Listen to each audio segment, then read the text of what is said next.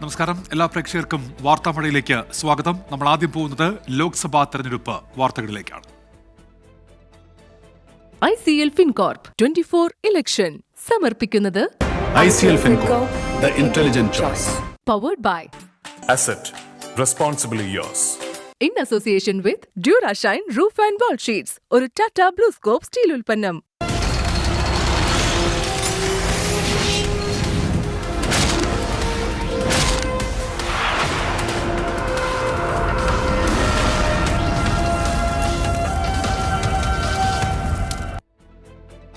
സംസ്ഥാനത്ത് ലോക്സഭാ തെരഞ്ഞെടുപ്പിന്റെ നാമനിർദ്ദേശ പത്രികാ സമർപ്പണം ഇന്ന് പൂർത്തിയായി. 290 പേരാണ് പത്രിക നൽകിയത്. തിരുവനന്തപുരത്താണ് കൂടുതൽ സ്ഥാനാർത്ഥികൾ, കുറവ് ആലത്തൂരും.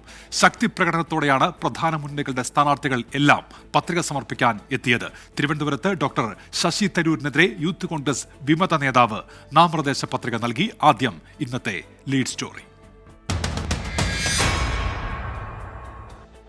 20 ലോക്സഭാ മണ്ഡലങ്ങളിലായി 290 സ്ഥാനാർത്ഥികൾ. പലരും ഒന്നിലേറെ പത്രിക സമർപ്പിച്ചു. തെരഞ്ഞെടുപ്പ് കമ്മീഷന് ആകെ ലഭിച്ചത് 499 നാമനിർദ്ദേശ പത്രികകൾ.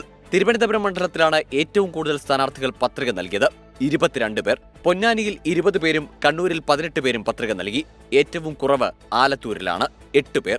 അവസാന ദിവസം പത്രിക നൽകിയവരിൽ KC Venugopal, AM Arif, Ramya Haridas, Adoor Prakash, Shafi Parambil, NK Premachandran, Hibi Eden, K Surendran, Suresh Gopi, Rajeev Chandrasekhar തുടങ്ങിയ പ്രമുഖരും.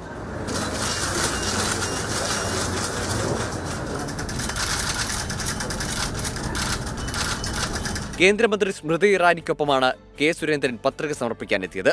അമർ ജവാൻ സ്ക്വയറിൽ പുഷ്പാർച്ചന നടത്തിയ ശേഷം പ്രകടനമായി എത്തിയാണ് തൃശൂരിലെ NDA സ്ഥാനാർത്ഥി സുരേഷ് ഗോപി പത്രിക നൽകിയത്. കേന്ദ്രമന്ത്രി S Jaishankar, PK Krishnadas, AP Abdullakutty എന്നിവർക്കൊപ്പമെത്തിയാണ് Rajeev Chandrasekhar പത്രിക നൽകിയത്. വടകരയിൽ സ്ത്രീകൾ മാത്രം പങ്കെടുത്ത പ്രകടനത്തിന്റെ അകമ്പടിയോടെയാണ് ഷാഫി പറമ്പിൽ പത്രിക നൽകിയത്. ഉമ്മൻചാണ്ടിയുടെ മകൾ അച്ചു ഉമ്മൻ, KK രമ MLA തുടങ്ങിയവർ പ്രകടനത്തിന് നേതൃത്വം നൽകി.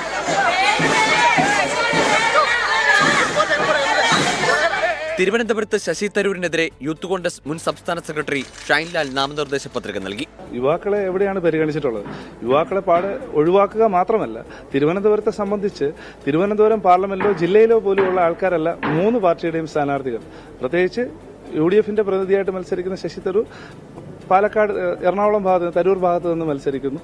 നാളെയാണ് നാമനിർദ്ദേശ പത്രികകളുടെ സൂക്ഷ്മ പരിശോധന. ഏപ്രിൽ 8 പത്രിക പിൻവലിക്കുന്നതിനുള്ള അവസാന തീയതി. 24 തിരുവനന്തപുരം. ദേശീയ തലത്തിൽ ഒരു പ്രധാനപ്പെട്ട വാർത്ത വരുന്നുണ്ട്. കള്ളപ്പണം വെളുപ്പിക്കൽ കേസിൽ ജാർഖണ്ഡ് മുൻ മുഖ്യമന്ത്രി ഹേമന്ത് സോറന്റെ സ്വത്ത് കണ്ടുകെട്ടിയിരിക്കുന്നു എൻഫോഴ്സ്മെന്റ് ഡയറക്ടറേറ്റ്. റാഞ്ചിയിൽ 31 കോടി രൂപ വിലമതിക്കുന്ന 8.8 ഏക്കർ ഭൂമിയാണിപ്പോൾ കണ്ടുകെട്ടിയിരിക്കുന്നത്. അച്യുതനുണ്ട് ഡൽഹിയിൽ നിന്ന് വിവരങ്ങളുമായി. അച്യുതൻ, വിശദാംശങ്ങൾ.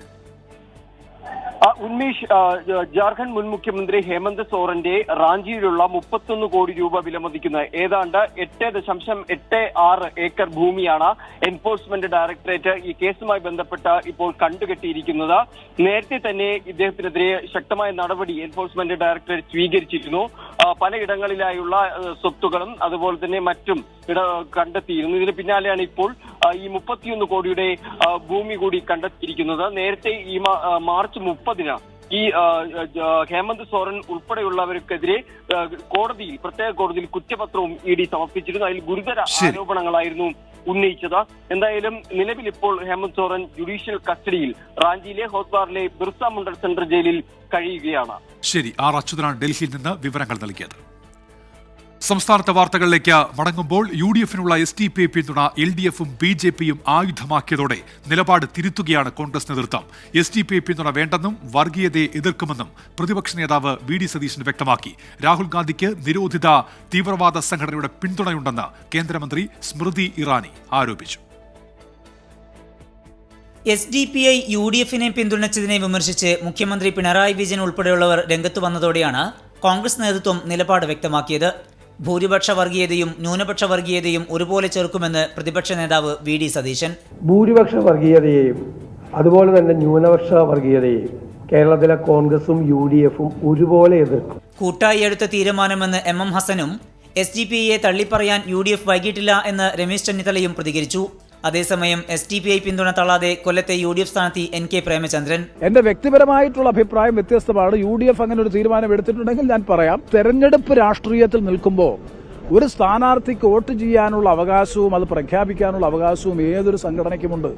വോട്ടർ പട്ടികയിൽ പേരുള്ള ആരുടെ വോട്ടും സ്വീകരിക്കുമെന്നാണ് കെ മുരളീധരൻ പറഞ്ഞത്.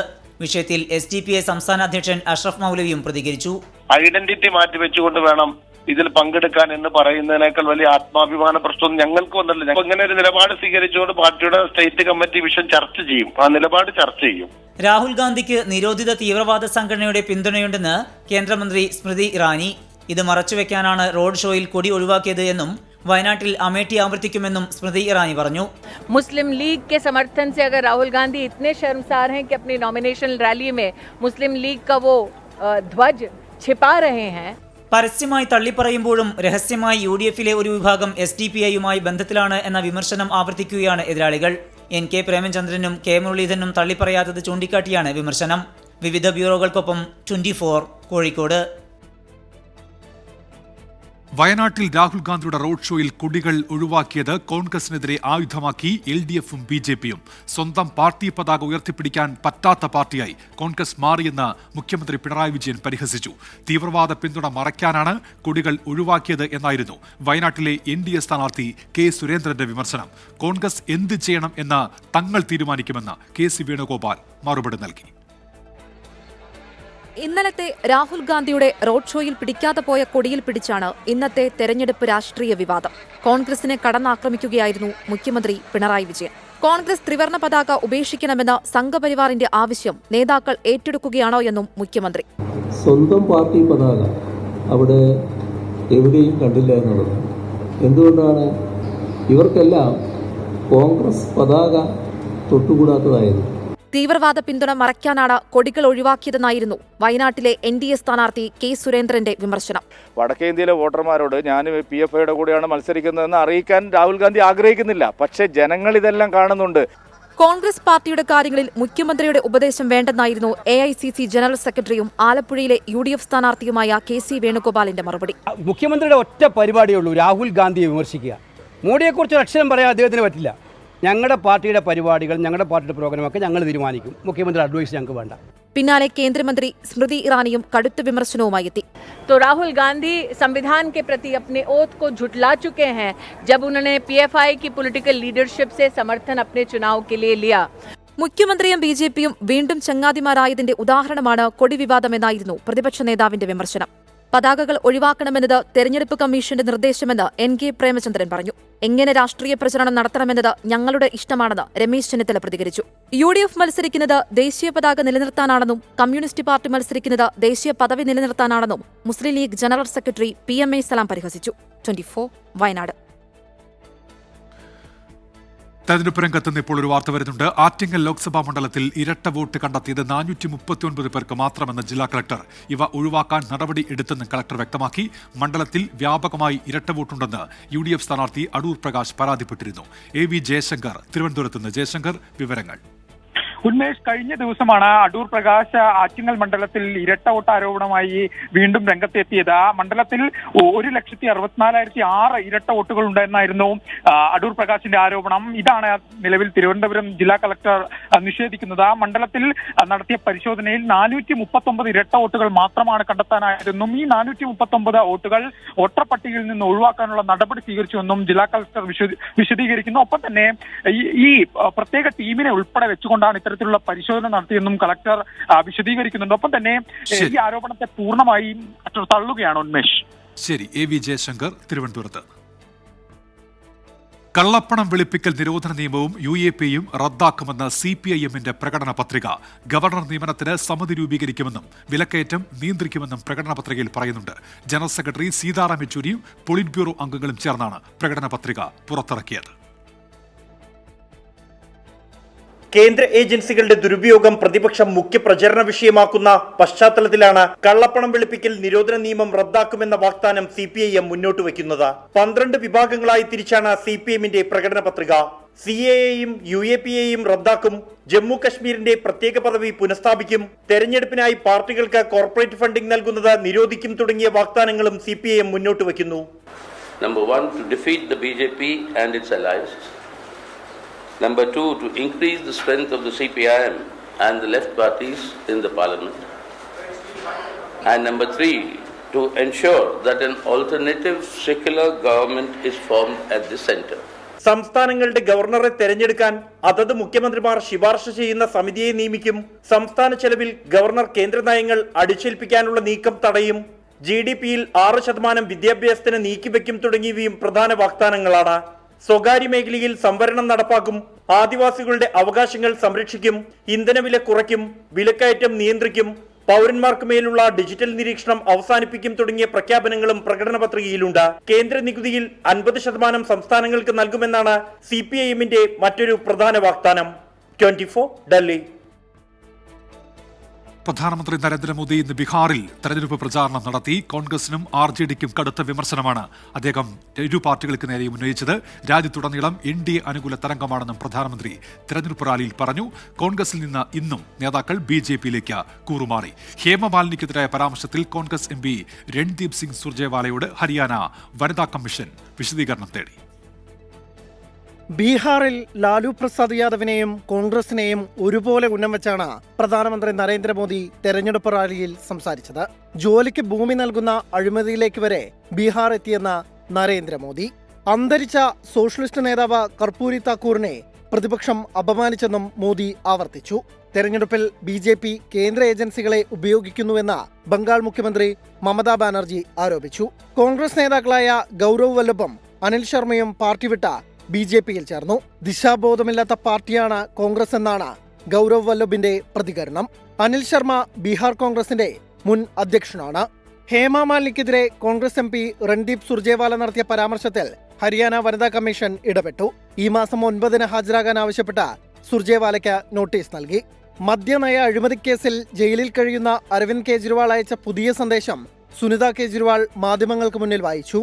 ഡൽഹിയിലെ 2 കോടി ജനങ്ങളാണ് തന്റെ കുടുംബമെന്നും അവർ ഒരു ബുദ്ധിമുട്ടും അനുഭവിക്കുകയില്ലെന്നും കേജ്രിവാൾ. 24 ഡൽഹി. ഇപ്പോൾ വരുന്നൊരു പ്രധാനപ്പെട്ട വാർത്തയിലേക്ക്. വിവാദ ചിത്രം ദ കേരള സ്റ്റോറി പ്രദർശിപ്പിക്കാനുള്ള തീരുമാനത്തിൽ നിന്ന് ദൂരദർശൻ പിന്മാറണം എന്ന് CPIM. കേരളത്തെ അപമാനിക്കുന്ന സിനിമ ദൂരദർശനിൽ പ്രദർശിപ്പിക്കുന്നത് തെരഞ്ഞെടുപ്പ് മുന്നിൽ കണ്ടാണെന്ന് CPIM സംസ്ഥാന സെക്രട്ടേറിയറ്റ് വിമർശിച്ചു. മുഖ്യമന്ത്രിയും ഇപ്പോൾ ഈ നീക്കത്തിനെതിരെ രംഗത്തെത്തിയിട്ടുണ്ട്. ഷഫീദ് റാവുത്തർ വിവരങ്ങളുമായി ചേരുന്നുണ്ട് തിരുവനന്തപുരത്ത് നിന്ന്. ഷഫീദ്, എന്തൊക്കെയാണ് വിവരങ്ങൾ? ഉന്മേഷ, ഈ വിവാദ സിനിമയായിട്ടുള്ള ഈ കേരള സ്റ്റോറി അത് ഈ ദൂരദർശൻ പ്രദർശിപ്പിക്കാൻ തീരുമാനിക്കുകയും മാത്രവുമല്ല അതിന്റെ തീയതി അടക്കമുള്ള കാര്യങ്ങളും സമയമടക്കം പുറത്തുവിടുകയും ചെയ്തിരുന്നു. ഇതിന് പിന്നാലെയാണ് ഇക്കാര്യത്തിൽ ശക്തമായ വിമർശനവുമായി CPIM-ഉം അതേപോലെ തന്നെ മുഖ്യമന്ത്രിയും CPIM സംസ്ഥാന സെക്രട്ടറി MV ഗോവിന്ദനും രംഗത്തെത്തിയിട്ടുള്ളത്.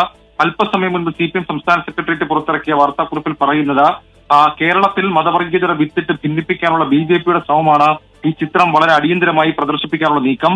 അതിന് ദൂരദർശൻ കൂട്ടുനിൽക്കരുത്. കേരളം തീവ്രവാദികളുടെ പറുദീസയാണെന്ന സംഘപരിവാറിന്റെ കള്ളപ്രചാര വേല ഏറ്റെടുക്കരുത്.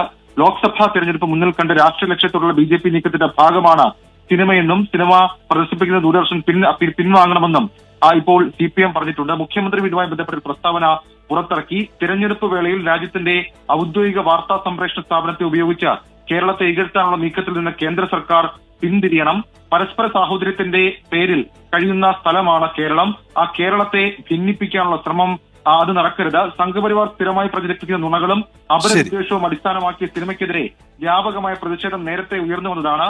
എന്നിട്ടും ഈ സിനിമ വീണ്ടും പ്രദർശിപ്പിക്കാനുള്ള നീക്കം അത് കേരളത്തെയാകെ അധിക്ഷേപിക്കുന്നതിന് തുല്യമാണെന്നും വർഗീയ ധ്രുവീകരണത്തിന് നടത്തുന്ന ഇത്തരം വിധ്വംസക നീക്കങ്ങളെ മതനിരപേക്ഷ കേരളം ഒറ്റക്കെട്ടായി പ്രതിരോധിക്കുമെന്ന് മുഖ്യമന്ത്രിയും പ്രതികരിക്കുന്നു. പിന്നാലെ ഒരു പൊതുവേദിയിലെ പ്രസംഗത്തിൽ CPIM സംസ്ഥാന സെക്രട്ടറി MV ഗോവിന്ദനും ഇക്കാര്യത്തിൽ നിലപാട് വ്യക്തമാക്കിയിട്ടുണ്ട്. ശരി ഷഫീദ്, ഏതായാലും CPIM-ഉം മുഖ്യമന്ത്രിയും ഈ നീക്കത്തിനെതിരെ രംഗത്തെത്തിയിരിക്കുകയാണ്.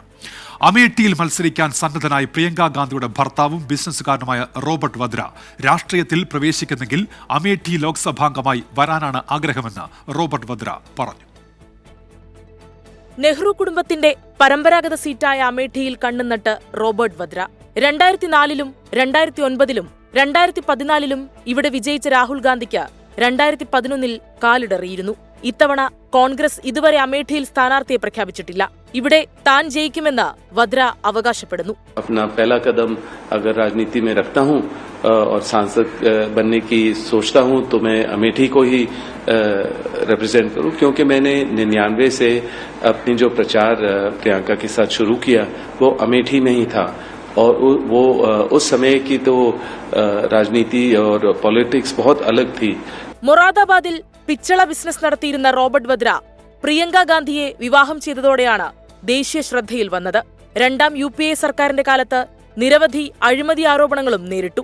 മത്സരിക്കാനുള്ള റോബർട്ട് വദ്രയുടെ ആഗ്രഹത്തോട് സോണിയാഗാന്ധിയും രാഹുൽ ഗാന്ധിയും പ്രിയങ്ക ഗാന്ധിയും അടങ്ങുന്ന കോൺഗ്രസ് നേതൃത്വം ഇതുവരെ പ്രതികരിച്ചിട്ടില്ല. സഞ്ജയ് ഗാന്ധി, രാജീവ് ഗാന്ധി, സോണിയാഗാന്ധി എന്നിവരും പ്രതിനിധീകരിച്ച അമേഠിയിൽ കഴിഞ്ഞ തവണ BJPയിലെ സ്മൃതി ഇറാനിയാണ് ജയിച്ചത്. 24 ഡൽഹി.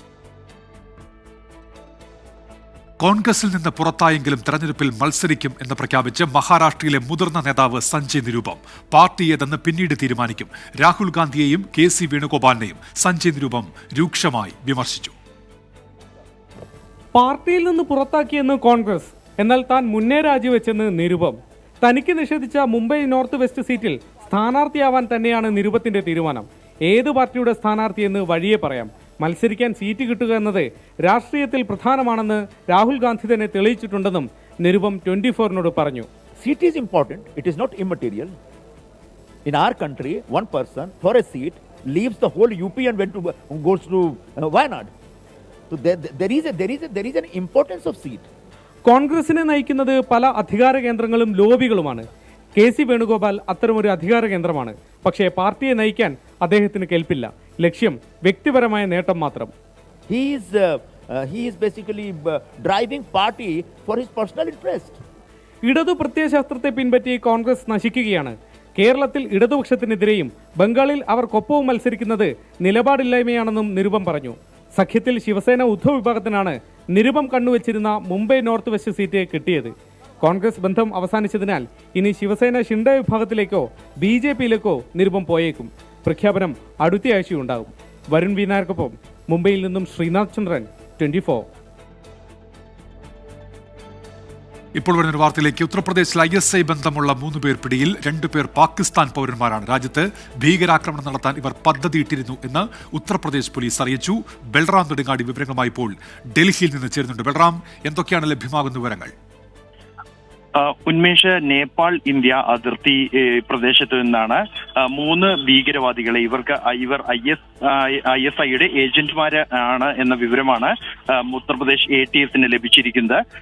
ഈ 3 പേർ അല്ലെങ്കിൽ ഭീകരവാദി സാന്നിധ്യം സംബന്ധിച്ച രഹസ്യ വിവരത്തിന്റെ അടിസ്ഥാനത്തിലാണ് ഈ പ്രദേശത്ത് തെരച്ചിൽ നടത്തിയത് എന്നുമാണ് ഉത്തർപ്രദേശ് പോലീസ് അറിയിക്കുന്നത്. പിടിയിലായ 3 പേരിൽ 2 പേർ പാക് പൗരന്മാരാണ്. മുഹമ്മദ് അൽതാഫ് ഭട്ട്, സെയ്ദ് ഗജൻഫർ എന്നീ 2 പേരും ഒപ്പം തന്നെ കശ്മീർ സ്വദേശിയായ നസീർ അലി എന്നിവരാണ് അറസ്റ്റിലായിരിക്കുന്നത്. ഇവരിൽ നിന്നും ഇന്ത്യയുടെ ആധാർ രേഖകൾ അടക്കമുള്ള വ്യാജരേഖകൾ കണ്ടെത്തിയിട്ടുണ്ട്. ഒപ്പം തന്നെ പ്രദേശത്തും ഇവർക്ക് ബൽറാം നെടുങ്ങാടിയാണ് വാർത്തയുടെ വിശദാംശങ്ങൾ നൽകിയത്. വാർത്താമഴയിലേക്ക് തിരികെ. കർഷക രാഷ്ട്രീയത്തിന്റെ ചൂടറിഞ്ഞ് ആലത്തൂരിൽ 24ന്റെ തെരഞ്ഞെടുപ്പ് സംവാദം. ഇവിടെ രാഷ്ട്രീയം പറയാം എന്ന പരിപാടിയിൽ പ്രാദേശിക ദേശീയ വിഷയങ്ങളിൽ വീറുള്ള വാദപ്രതിവാദങ്ങൾ നടന്നു. മുന്നണി പ്രതിനിധികളോട് ചോദ്യങ്ങളുമായി വോട്ടേഴ്സും കളം നിറഞ്ഞു. വടക്കഞ്ചേരി കമ്മ്യൂണിറ്റി ഹാൾ പരിസരത്ത് നടന്ന ചർച്ചയിൽ സ്ഥാനാർത്ഥി മികവുകൾക്കപ്പുറം ചർച്ചയായത് സംസ്ഥാന ദേശീയ രാഷ്ട്രീയ വിഷയങ്ങൾ. കേന്ദ്ര സർക്കാർ ഭരണത്തെയും കോൺഗ്രസ് കൂറുമാറ്റത്തെയും രൂക്ഷമായ ഭാഷയിൽ വിമർശിച്ച് CPM ജില്ലാ സെക്രട്ടേറിയറ്റ് അംഗം TM ശശി രംഗത്തെത്തി. കഴിഞ്ഞ 10 കൊല്ലമായി നിങ്ങൾ പ്രകടന പത്രികയിൽ ഉന്നയിച്ച മോദിയുടെ കർഷകർക്കുള്ള ഗ്യാരണ്ടി നടപ്പിലാക്കിയോ? അങ്ങനെ നടപ്പിലാക്കിയെങ്കിൽ 3-4 കൊല്ലമായി ആ ഡൽഹിയിൽ പാവങ്ങൾ സമരം ചെയ്യുമോ? ആ സമരത്തിലേക്ക് BJPയുടെ മന്ത്രിമാരും MP-മാരും കാറടിച്ച് കൊല്ലപ്പെടുത്തുമോ? നിങ്ങൾ കർഷകരെ കൊല്ലുന്നവരാണ്. ഇത്തവണയും പാട്ടും പാടി രമ്യ ഹരിദാസ് പാർലമെന്റിലേക്കെന്ന UDF പ്രതിനിധി. വികസന നേട്ടങ്ങൾ എണ്ണിപ്പറഞ്ഞും കേന്ദ്ര സംസ്ഥാന സർക്കാർ വീഴ്ചകൾ ചൂണ്ടിക്കാട്ടിയുമായിരുന്നു KPCC മെമ്പർ സജേഷ് ചന്ദ്രന്റെ വാദങ്ങൾ. 100% MP ഫണ്ടിനും ഭരണാനുമതിയും സാങ്കേതികാനുമതിയും നേടിയ MP-യാണ് ആലത്തൂരിലെ MP. സംഘപരിവാറിനെ പേടിച്ച് CAA നടപ്പിലാക്കുന്നതിനെതിരെ സമരം നടത്തിയപ്പോ 850-നെതിരെയും കേസെടുത്ത ഈ പിണറായിയുടെ ഫാൻസുകാര് ഇവര് മാർക്സിസ്റ്റുകാരല്ല. കഴിഞ്ഞ 10 വർഷം NDA രാജ്യത്ത് നടപ്പാക്കിയ വികസന നേട്ടങ്ങൾ എണ്ണിപ്പറഞ്ഞ് NDA പ്രതിനിധി അഡ്വക്കേറ്റ് ഉല്ലാസ് ബാബു. ഞങ്ങൾ വനിതാ സംവരണ ബിൽ ഇവിടെ നടപ്പിലാക്കാൻ സാധിക്കാതെ വന്ന സമയത്ത് കൃത്യമായി നടപ്പിലാക്കി പാസ്സാക്കിക്കൊണ്ട് നടപ്പിലാക്കുന്ന പ്രക്രിയയുടെ ഭാഗമായ പ്രക്രിയ സമയത്ത് തന്നെ കൃത്യമായി നടപ്പിലാക്കും. വാക്പോരിനപ്പുറം ചർച്ചയെ സജീവമാക്കിയത് വോട്ടർമാരുടെ ചോദ്യങ്ങൾ. KPCCയുടെ പ്രസിഡന്റ് പോലും ഒരു മടിയുമില്ലാതെ പരസ്യമായി പറഞ്ഞത് എനിക്ക് തോന്നിയാൽ താക്കോല് പൂട്ടി BJPക്കാരൻ്റെ തപ്പ പറഞ്ഞ പോലെ അരയിൽ കൊടുത്തിട്ട് ഞാൻ പോകുന്നതാണ്. ഈ ആലത്തൂരിന്റെ വിഷയങ്ങൾ സംസാരിക്കാനാണ് രമ്യ ഹരിദാസിനെ പാർലമെന്റിലേക്ക് പറഞ്ഞു കൊടുത്തത്. പക്ഷെ ഇവിടെ പാട്ടുപാടുന്നത് പോലെ മറ്റേ ഇന്ത്യൻ പാർലമെന്റിൽ പാട്ടുപാടാൻ കഴിയില്ല എന്നുള്ള തിരിച്ചറിവ് പോലും രമ്യ ഹരിദാസനില്ല. ബേട്ടി ബച്ചാവോ ബേട്ടി പഠാവോ എന്ന മുദ്രാവാക്യം ഉയർത്തി ഇവിടെ അധികാരത്തിൽ വന്നപ്പോൾ ഈ 10 വർഷക്കാലം ഈ രാജ്യത്തിനകത്ത് ഏത് സ്ത്രീകളെയാണ് സംരക്ഷിച്ചിട്ടുള്ളത്, ഏത് പെൺകുട്ടികളെയാണ് ഇവിടെ പഠിപ്പിച്ചിട്ടുള്ളത് എന്ന് പറയണം. നാളെ തൃശൂർ മണ്ഡലത്തിലാണ് 24ന്റെ തെരഞ്ഞെടുപ്പ് സംവാദം. 24 പാലക്കാട്. അരുണാചൽ പ്രദേശിൽ ദുരൂഹ സാഹചര്യത്തിൽ മരിച്ച മലയാളികളിൽ 2 പേരുടെ സംസ്കാരം ഇന്ന് നടന്നു. വട്ടിയൂർക്കാവ് സ്വദേശികളായ ദേവിയുടെയും ആര്യയുടെയും സംസ്കാരമാണ് ശാന്തി കവാടത്തിൽ നടന്നത്. കോട്ടയം സ്വദേശി നവീന്റെ സംസ്കാരം നാളെ നടക്കും. 3 പേരും മരിക്കാനിടയായ സാഹചര്യം അറിയാൻ പോലീസ് അന്വേഷണം ഊർജിതമാക്കി. അരുണാചൽ പ്രദേശിലെ ഇറ്റാനഗറിലെ ഹോട്ടൽ മുറിയിൽ മരിച്ച നിലയിൽ കണ്ടെത്തിയ മലയാളികളുടെ മൃതദേഹങ്ങൾ ഇന്നുച്ചയോടെ കേരളത്തിലെത്തിച്ചു. നവീന്റെ മൃതദേഹം സ്വദേശമായ കോട്ടയത്തേക്ക് കൊണ്ടുപോയി. നടപടിക്രമങ്ങൾ പൂർത്തിയാക്കി വട്ടിയൂർക്കാവ് സ്വദേശികളായ ആര്യയുടെയും ദേവിയുടെയും മൃതദേഹങ്ങൾ ഉച്ചയ്ക്ക് 2:30 സ്വവസതിയിലെത്തിച്ചു. നാട്ടുകാരും ബന്ധുക്കളും ഇരുവർക്കും അന്ത്യാഞ്ജലി അർപ്പിച്ചു. ദേവിയുടെയും ആര്യയുടെയും മൃതദേഹങ്ങൾ തൈക്കാട് ശാന്തി കവാടത്തിൽ വൈകിട്ടോടെ സംസ്കരിച്ചു. നവീന്റെ സംസ്കാരം നാളെ കോട്ടയത്ത് നടക്കും. അതേസമയം ആത്മഹത്യ ചെയ്യാൻ എന്തുകൊണ്ട് സീറോ തെരഞ്ഞെടുത്തതെന്ന ചോദ്യത്തിന് ഉത്തരമാണ് പോലീസ് അന്വേഷിക്കുന്നത്. സീറോയ്ക്ക് സമീപം ബ്ലാക്ക് മാജിക് കേന്ദ്രങ്ങളുണ്ടോ എന്നതാണ് പോലീസിന്റെ സംശയം. എന്തെങ്കിലും വിശ്വാസത്തിന്റെയോ മൂവരും വായിച്ച ഏതെങ്കിലും പുസ്തകത്തിന്റെയോ പ്രേരണ ആത്മഹത്യയ്ക്ക് പിന്നിൽ ഉണ്ടായേക്കാമെന്നാണ് തിരുവനന്തപുരം DCP നിതിൻ രാജ് പറഞ്ഞത്. മൂവരും ഉപയോഗിച്ച മുറികളും സഞ്ചരിച്ച കാറുകളും സമൂഹമാധ്യമ ഇടപെടലുകളും വിശദമായി അന്വേഷിക്കുകയാണ് പോലീസ്. 24 തിരുവനന്തപുരം. കർണാടക വിജയപുരയിൽ കുഴൽക്കിണറിൽ വീണ 1.5 വയസ്സുകാരനെ രക്ഷപ്പെടുത്തി. 20 മണിക്കൂർ നീണ്ട ദൗത്യമാണ് വിജയം കണ്ടത്. കുട്ടിയുടെ ആരോഗ്യനിലയിൽ പ്രശ്നങ്ങൾ ഇല്ലെന്ന് അധികൃതർ അറിയിച്ചു.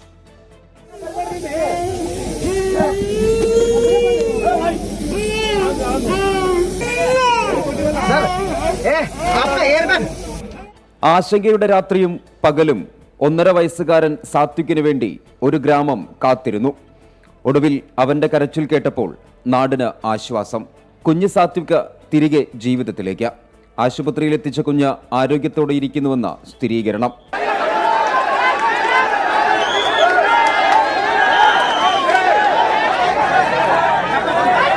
വിജയപുര ജില്ലയിലെ ലാച്ചിയാൻ ഗ്രാമത്തിൽ 1.5 വയസ്സുകാരൻ അപകടത്തിൽപ്പെട്ടത് ഇന്നലെ വൈകിട്ട്. വീടിന് സമീപത്ത് കളിക്കുകയായിരുന്ന കുട്ടി മൂടാത്ത കുഴൽക്കിണറിലേക്ക് വീണു. കരച്ചിൽ കേട്ടെത്തിയ നാട്ടുകാരാണ് പോലീസിൽ വിവരമറിയിച്ചത്. ഇന്നലെ രാത്രി 7 മണിയോടെ രക്ഷാപ്രവർത്തനം ആരംഭിച്ചു.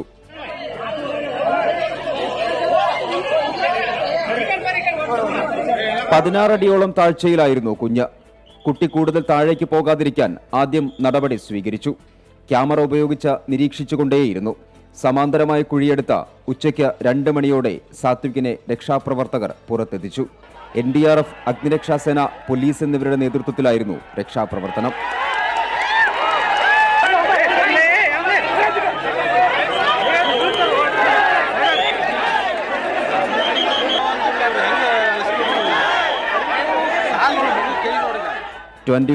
Bengaluru. Aluva KSRTC bus stand പരിസരത്ത് 10 പേരെ കടിച്ച തെരുവുനായ്ക്ക് പേവിഷബാധ സ്ഥിരീകരിച്ചു. നായ കഴിഞ്ഞ ദിവസം ചത്തു. പോസ്റ്റ്മോർട്ടത്തിലാണ് പേവിഷബാധ കണ്ടെത്തിയത്. എബിൻ ജോസ് ഉണ്ട് കൊച്ചിയിൽ നിന്ന്. എബിൻ, വിവരങ്ങൾ എന്തൊക്കെയാണ്? ഉന്മേഷ്, ചൊവ്വാഴ്ചയായിരുന്നു ആലുവ ബസ് സ്റ്റാൻഡ് പരിസരത്ത് വെച്ച് 10ഓളം പേരെ ഈ തെരുവുനായ ആക്രമിച്ചത്. പിന്നീട് ഈ നായ ചാവുകയായിരുന്നു. അതിനുശേഷം നടത്തിയ പോസ്റ്റ്മോർട്ടത്തിലാണ് പേവിഷബാധ സ്ഥിരീകരിച്ചത്. ഏതായാലും ഈ നായയുടെ കടിയേറ്റ 9 പേർക്ക് ആന്റി റാബിസ് വാക്സിൻ നൽകിയിട്ടുണ്ട്. ഇതിൽ ഒരാൾ അസമിൽ നിന്നുള്ള അന്യസംസ്ഥാന തൊഴിലാളിയാണ്. അയാൾ തിരികെ നാട്ടിലേക്ക് മടങ്ങി. ഇയാളെ കണ്ടെത്താൻ കഴിഞ്ഞിട്ടില്ല എന്നാണ് നഗരസഭാ ഉദ്യോഗസ്ഥർ പറയുന്നത്. ഏതായാലും നാളെ നഗരസഭയുടെ നേതൃത്വത്തിൽ ആരോഗ്യവകുപ്പ് ഉദ്യോഗസ്ഥരും ചേർന്നുകൊണ്ട് ഒരു അടിയന്തര യോഗം വിളിച്ചിട്ടുണ്ട്. ഇതിനുശേഷം നഗരത്തിൽ അലഞ്ഞുതിരിയുന്ന നായ്ക്കളെ കണ്ടെത്താനും പേവിഷബാധയ്ക്കുള്ള പ്രതിരോധ കുത്തിവയ്പ് നൽകുവാനും തീരുമാനിച്ചിട്ടുണ്ട്. ഉന്മേഷ്. ശരി, എബിൻ ജോസ് കൊച്ചിയിൽ നിന്ന്.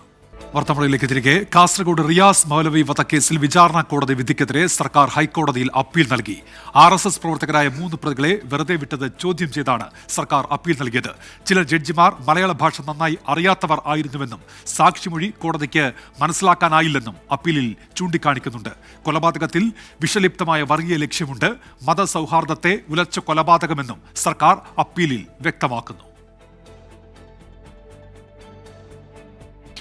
പൂക്കോട് വെറ്റിനറി കോളേജ് വിദ്യാർത്ഥി JS സിദ്ധാർത്ഥന്റെ മരണത്തിൽ CBI അന്വേഷണം വൈകുന്നതിനെതിരെ പിതാവ് ജയപ്രകാശ് ഹൈക്കോടതിയെ സമീപിച്ചു.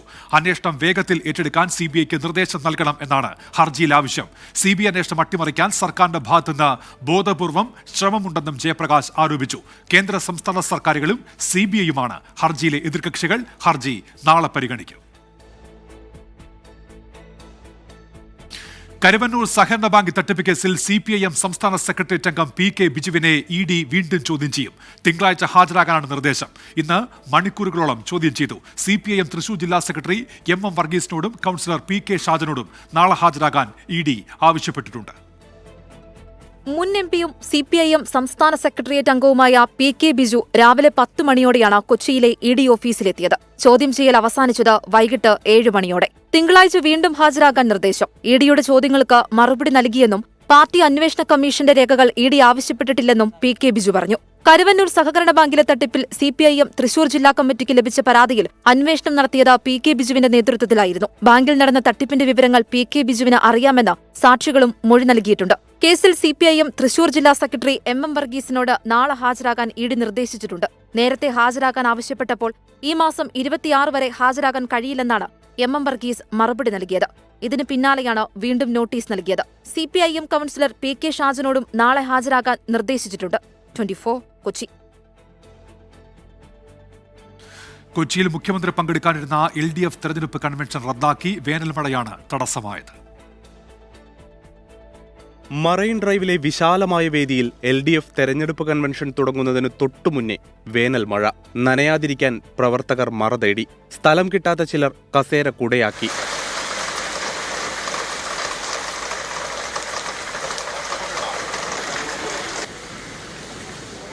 മഴ തോർന്നപ്പോഴേക്കും സമയം ഒരുപാട് വൈകി. ഇതോടെ കൺവെൻഷൻ റദ്ദ് ചെയ്തതായി നേതാക്കൾ അറിയിച്ചു.